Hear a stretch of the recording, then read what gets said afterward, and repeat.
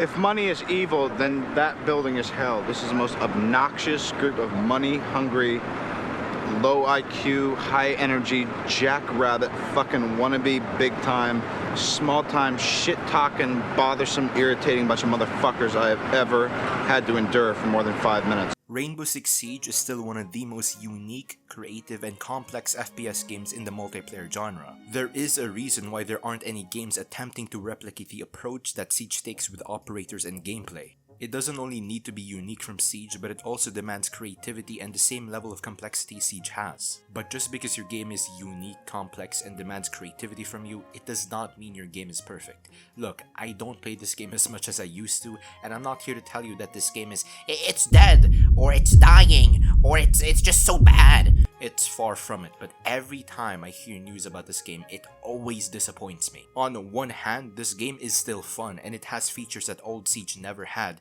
and has a bigger community that is willing to help new players. On another, this game is developed by Ubisoft, and a portion of this community is irritating.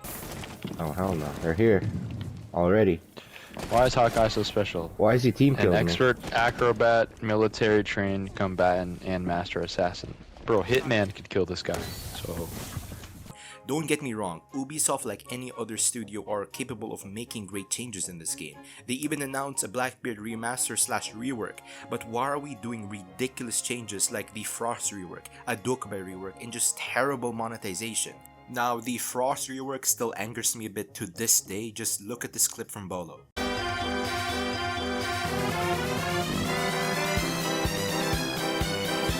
Pick a bolo, pick a bolo, pick a bolo, pick a bolo, someone pick a bolo! Oh, finally I get to experience this. If you just quickly droned out the area you're entering, this wouldn't have been an issue, but because this Frost rework exists, he got the chance to get himself out of the mat and continue playing. Originally, he would have needed a teammate to come and help him get out of the trap. Now, the common argument to people not liking the Frost rework is, well, how about you play closer to the traps and finish them off? Or, well, this forces Frost to place your traps closer to objective. I can't even believe I'm saying this, but the greatest counter-argument is just to drone out the area you're entering and look out for Frost traps. Anyone with a trap is obligated to put their trap in any area of the map where they think their enemy will be. If this certain anyone, in this case Frost, does not get anyone with their traps, then better luck next time. But if Frost does get someone, then great job. You're forcing an attacker to tend to their teammate instead of being where they need to be. Why are we acting like children and going, this doesn't make any sense! You shouldn't be able to put your Frost mat trap! It just doesn't make sense, it needs to be closer to sight! But you know, this has already changed, and Frost will probably never get her original Frost mats, and it seems like a decent portion of the community doesn't care. At the very least, all of us were smart enough to prevent that awful smoke nerf to never see the light of day. Even if you've disagreed with my takes regarding the Frost rework or Dokkaebi rework or nerf, what we can all agree on is that Rainbow Six Siege is in dire need of fixing. Never in my many years of playing this game or being in this community have I seen such a vocal outroar on hackers in Siege and console players not actually using a controller. Rainbow Six Siege still has ridiculously long queue times, and this game refuses to simply ban players in console that aren't actually using a controller.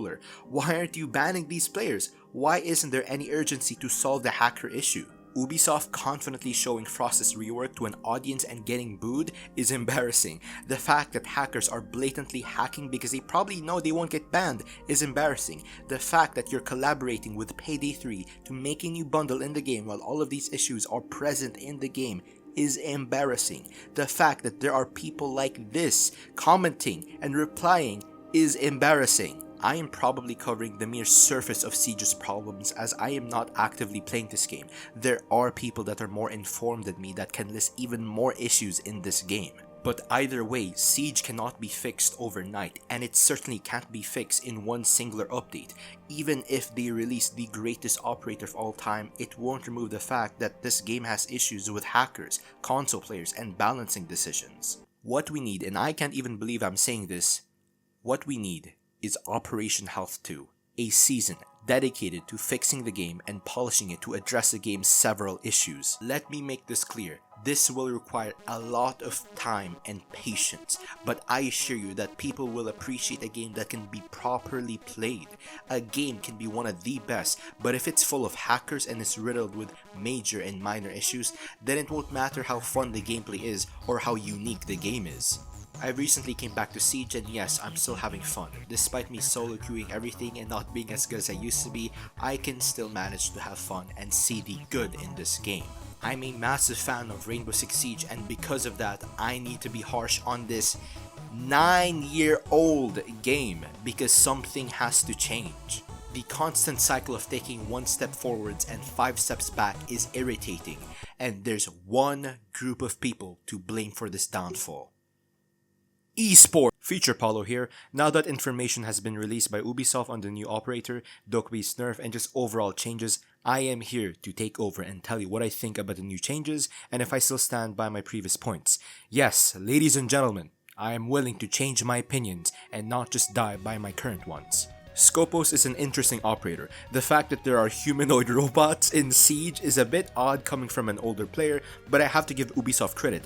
This is unique and creative. If you're not fully informed, Scopos, unlike every single other operator in Siege, doesn't physically appear in the game. He's on a wheelchair. Now, I don't want to pop people's bubbles or balloons or whippets or whatever people are on these days, but no, this character doesn't actually go around the game on a wheelchair. Like I said, he doesn't physically appear in the game. He utilizes 2 robots to represent him in the game. Now, he doesn't control both robots at the same time, nor is it the case where he controls one robot and an AI controls another. The simplest explanation is you use one robot while the other remains inactive and acts as a camera until you decide to take over. You can switch robots at any time, so in a way, yes, this character does teleport, but if you die, then it's game over. You can't just transfer to another robot and essentially have a second life. What's bizarre is the amount of leaps that the developers take to make certain aspects of this operator make sense. For example, the operator Thatcher has the ability to throw EMP grenades. You'd think that because these are robots, that literal EMP grenades would be a hard counter. So the idea is that the active robot has countermeasures to make itself immune to EMP grenades. While Scopos' shells are electronic, the active shell has an active countermeasure that protects it. Stop. Active countermeasure.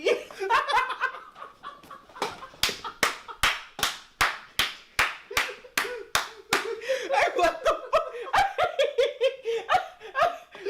I don't know what I'm laughing at. And the fact that IQ, an operator that has the gadget that can detect electronics, she can detect the inactive robot, but can't detect the active one. Quick counters and facts about the robots are that an active robot can't be scanned or seen by IQ, but idle ones can. Now, honestly, I'm not gonna blame Ubisoft for this. Rainbow Six Siege is a part of the hero shooter genre, where players use a roster of playable characters that are unique and have their own lore behind them. So think like... think games like Overwatch 2 and Valorant.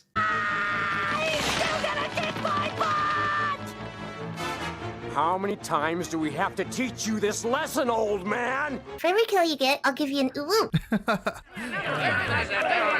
Overwatch 2 and Valorant, their characters and their abilities can be a little bit out there, okay? That's all I'm gonna say. It can be creative, it can be entirely unique. There's no problem with that because the setting that these games are in gives the development team a lot of creative freedom with their characters and their abilities. When it comes to Siege, this is set in the modern time. It follows modern military aesthetic. Sometimes, alright, sometimes. Rainbow Six Siege is weighed down by the modern era, and because of that, it doesn't give the development team enough creative freedom to be as unique and creative as other hero shooters. Scopos was probably one of the most annoying things to think of because how can you add a character that can teleport and make it believable? Well, you don't. Scopos doesn't actually teleport, he just switches robots. I personally don't have a problem with it, but just make sure this is the last of this type of operator. I just don't want a bunch of operators that aren't actually in the game and are instead using robots.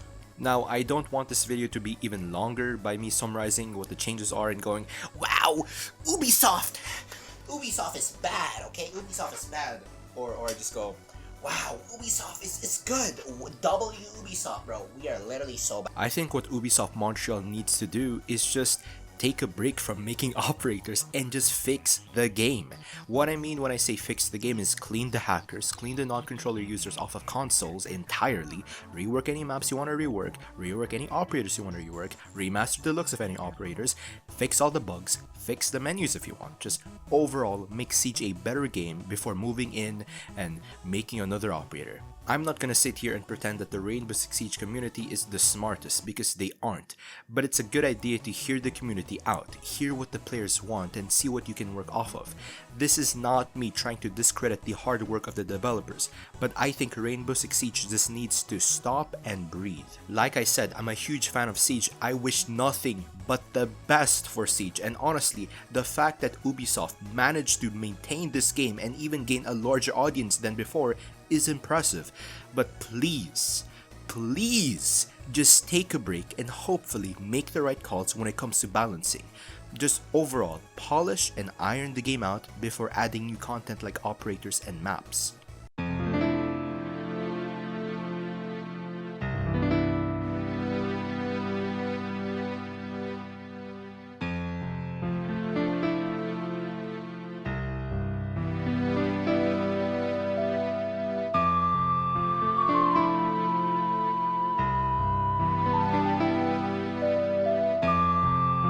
Thank you for support.